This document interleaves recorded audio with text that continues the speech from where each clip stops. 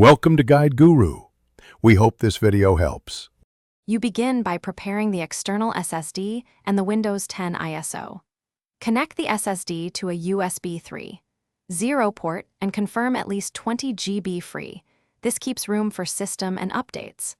Once done, download the official Windows 10 ISO and Rufus, or prepare a media creation tool, USB. You must also back up any important data on both drives and reboot into BIOS or UEFI to enable USB booting and OSI mode, so the installer will recognize the SSD.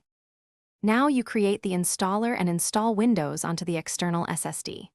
Open Rufus, pick the Windows 10 ISO, and choose GPT for UEFI systems or MBR for legacy BIOS. This determines boot compatibility. Point the installer at the external SSD, double-check the target drive to avoid overwriting your internal disk. Choose NTFS for the Windows partition. If available, use the Windows to Go option for portability. Otherwise, proceed with the normal installer and follow setup, prompts to copy system files, and create a bootable Windows. Finish by booting from the external SSD and completing out-of-box setup.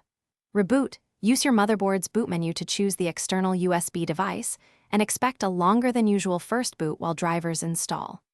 Once Windows starts, install chipset and USB drivers, run Windows Update, and confirm activation if required.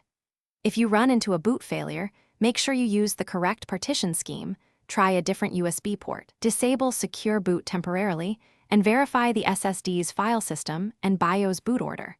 Those fixes resolve most issues.